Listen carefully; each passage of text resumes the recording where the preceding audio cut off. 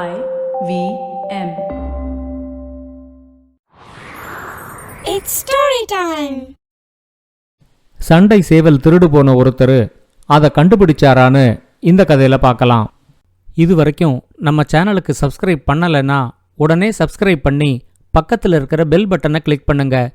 இந்த கதைகளை இப்போ நீங்கள் ஸ்டோரி டைம் தமிழ் யூடியூப் சேனல்லையும் IVM பாட்காஸ்ட் ஆப்லையும் மற்ற ஆடியோ தளங்களிலும் கேட்கலாம். ஸ்டோரி டைம் தமிழ் சேனலுக்காக உங்களுடன் ரவிசங்கர் பாலச்சந்திரன். கதையை கேட்கலாம் வாங்க. பெரமண்டூருங்கிற ஊர்ல ஒரு குஸ்தி வாத்தியார் இருந்தாரு. அவரு பேரு ராமையன். அவர் ஆள் பார்க்க தான் கொஞ்சம் முரட்டுத்தனமா இருப்பாரே தவிர ரொம்ப நல்லவரு. நியாய தர்மத்துக்கு கட்டுப்பட்டு நடக்கிறவரு. தவறான எந்த ஒரு செயலையும் செய்யக்கூடாது, 4 பேருக்கு நல்லது செய்யற மாதிரியான ஒரு வாழ்க்கைய வாழணும் அப்படின்னு ஒரு கொள்கை வச்சுக்கிட்டு இருக்கிறவரு. அவரு தன்னோட வீட்டிலேயே சிலம்பாட்டம், குஸ்தி சண்டை, மல்யுத்தம் இதெல்லாம் கற்றுக் கொடுக்கற மாதிரி ஒரு பள்ளிக்கூடத்தை நடத்திக்கிட்டு இருந்தாரு. அது பேரு தான் பள்ளிக்கூடமே தவிர அதுல மொத்தம் 3 மாணவர்கள் தான் சிலம்பாட்டமும் குஸ்தியும் கத்துக்கிட்டு இருந்தாங்க. அந்த 3 மாணவர்களும் கொடுக்கிற பணத்துல குடும்பத்தை நடத்த முடியாதுங்கிறதுனால அவரு 2-3 கறவை மாடுகளை வாங்கி பால் வியாபாரமும் செஞ்சுக்கிட்டு இருந்தாரு.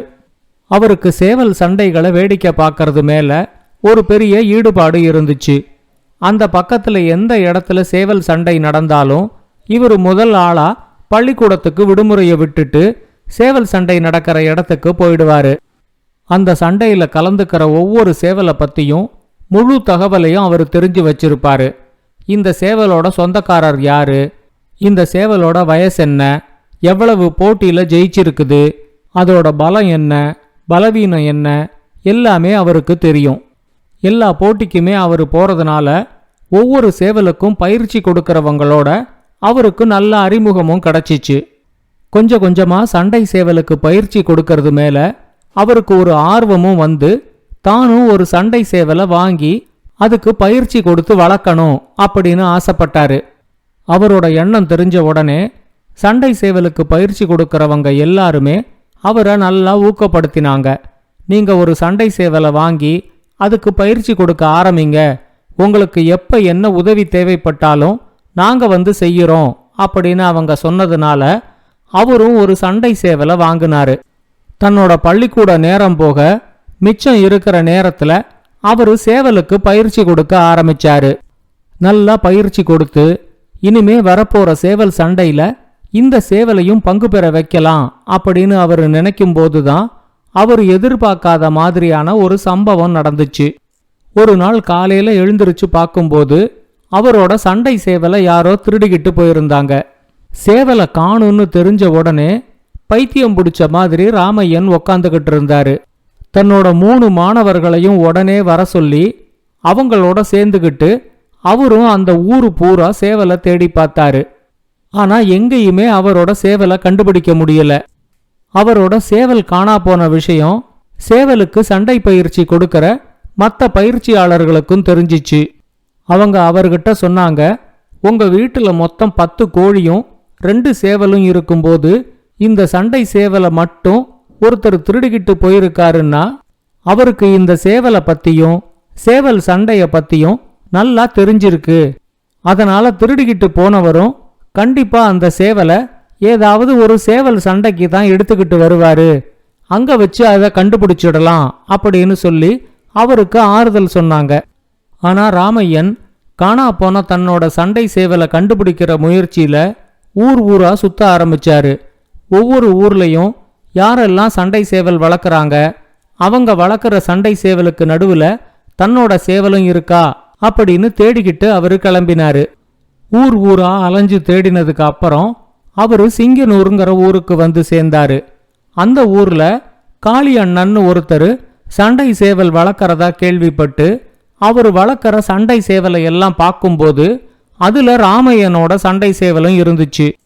ஆனா அது தன்னோட சண்டை சேவல்னு நிரூபிக்கிறதுக்கு ராமையன் கிட்ட எந்த ஆதாரமும் இல்ல. அது மட்டும் இல்லாம சிங்கனூர்ல காளி அண்ணன் பெரிய பண்ணையாரா இருந்தாரு. அவரோட ஆள் பலத்துக்கும் பணத்துக்கும் முன்னாடி தன்னோட பேச்சு எடுபடாது அப்படின்னு ராமையனுக்கு நல்லா புரிஞ்சிச்சு. பண்ணையாரா இருக்கிற ஒருத்தர் ஏன் ஒரு சண்டை சேவலை போய் திருடணும் அப்படின்னு அவர் யோசிச்சு பார்த்தாரு. ஒருவேளை அது திருட்டு சேவல்னே தெரியாம யாருகிட்டையாவது அவர் அந்த சேவலை வாங்கி இருக்கிறதுக்கான வாய்ப்பும் இருக்கு அப்படின்னு ராமையனுக்கு தோணிச்சு. அவர்கிட்ட போய் இத பத்தி கேட்டு பார்க்கலாமா அப்படின்னு ராமையனுக்கு ஒரு எண்ணம் இருந்தாலும் அவரை பத்தி ஊர்ல முதல்ல விசாரிச்சு பார்ப்போம் அப்படின்னு நினைச்சுக்கிட்டு சிங்கனூர்லயும் அதை சுத்தி இருக்கிற பகுதியிலையும் காளி அண்ணனை பத்தி விசாரிச்சு பார்த்தாரு. ஆனா அவர் விசாரிச்ச எல்லாருமே ஒரே மாதிரி தான் காளி அண்ணனை பத்தி சொன்னாங்க. அவரு ரொம்ப கொடுமைக்காரரு, பொய்யும் திருட்டும் நிறைய செய்வாரு, எக்கச்சக்கமா பணம் சேர்க்கணும் அப்படிங்கிற பேராசை அவருக்கு உண்டு, கூலிக்காரங்க கிட்ட எல்லாம் நிறைய வேலைய வாங்கிக்கிட்டு அவங்களுக்கு ஒழுங்கா சம்பளம் கூட கொடுக்க மாட்டாரு. அந்த பகுதியில இருக்கிற எல்லாருமே ஏதோ ஒரு விதத்துல காளி அண்ணனால பாதிக்கப்பட்டிருக்கிறது ராமையனுக்கு தெரிஞ்சிச்சு. அது தெரிஞ்ச உடனேயே அவர்கிட்ட தன்னோட சண்டை சேவலை பத்தி பேசி பார்க்கறது வீண் முயற்சி அப்படின்னு ராமையனுக்கு புரிஞ்சிடுச்சு. அவருக்கு தன்னோட சண்டை சேவல் போனாலும் பரவாயில்ல, இந்த மக்களை எப்படியாவது அந்த பண்ணையார்கிட்டேந்து காப்பாத்தணும் அப்படிங்கிற நினைப்பு அவருக்கு வந்துருச்சு.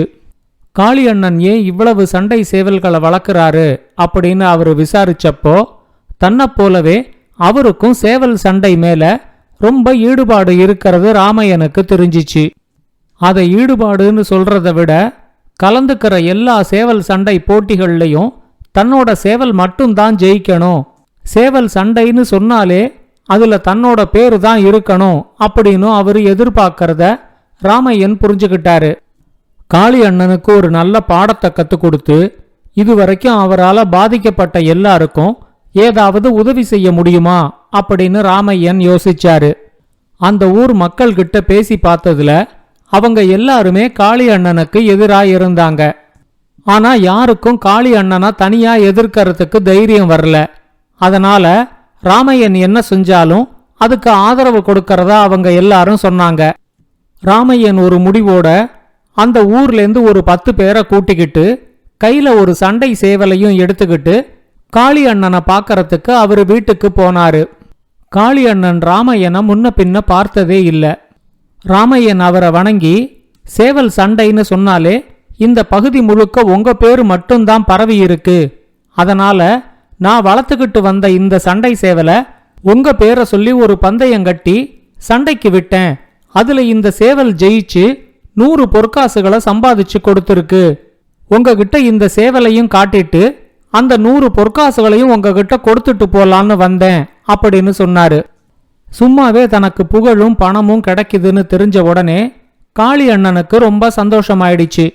அவரு சேவலை வாங்கி பார்த்துட்டு, உங்க சேவல் ரொம்ப நல்லா இருக்கு, நல்லாவும் பயிற்சி கொடுத்துருக்கீங்க, என்னோட பேரை சொல்லி நிறைய சேவல் சண்டை போட்டியில கலந்துக்கங்க, உங்க சேவல் தான் கண்டிப்பா ஜெயிக்கும் அப்படின்னு சொன்னாரு. ராமையன் கொடுத்த 100 பொற்காசுகளையும் அவர் வாங்கி வச்சுக்கிட்டாரு. இது நடந்ததுக்கு அடுத்த வாரம் அந்த ஊர்லேருந்து வேற ஒரு 10 பேரை ராமையன் கூட்டிக்கிட்டு மறுபடியும் காளி அண்ணனை பார்க்கறதுக்காக போனாரு. இந்த தடவை உங்க பேரை சொல்லி சேவலை பந்தயத்துல விட்டதுல 50 பொற்காசுகள் கிடைச்சது அப்படின்னு சொல்லி அதையும் காளி அண்ணன் கிட்ட கொடுத்துட்டு வந்தாரு. இத மாதிரி ஒவ்வொரு தடவையும் அந்த ஊர்லேருந்து வேற வேற ஆட்களை கூட கூட்டிக்கிட்டு போய் இந்த பந்தயத்துல 20 பொற்காசுகள் கிடைச்சுது, அந்த பந்தயத்துல 30 பொற்காசுகள் கிடைச்சுது அப்படின்னு சொல்லி காளி அண்ணன் கிட்ட பொற்காசுகளை கொடுத்துட்டு வர்றத ராமையன் ஒரு வழக்கமாவே வச்சுக்கிட்டாரு. அவர் ஒவ்வொரு வாட்டி பொற்காசுகளை கொடுத்துட்டு திரும்ப போகும்போதும் சுத்த பைத்தியக்காரனா இருக்கான், தான் சம்பாதிக்கிறத எல்லாத்தையும் இங்க கொண்டு வந்து கொடுத்துட்டு போறான் அப்படின்னு தான் காளி அண்ணன் நினைச்சாரு. ஆனா முதல் தடவை 100 பொற்காசுகளை கொண்டு வந்த ராமையன் அதுக்கு அப்புறமா 80 பொற்காசுகள், 75 பொற்காசுகள், 40 பொற்காசுகள், 30 பொற்காசுகள்னு கொஞ்சம் கொஞ்சமா குறைச்சுக்கிட்டே வர்றத காளி அண்ணன் கவனிச்சாரு. அடுத்த வாட்டி அவரு ராமையனை பார்க்கும்போது ராமையன் அவருக்கு 20 பொற்காசுகளை கொடுத்தாரு.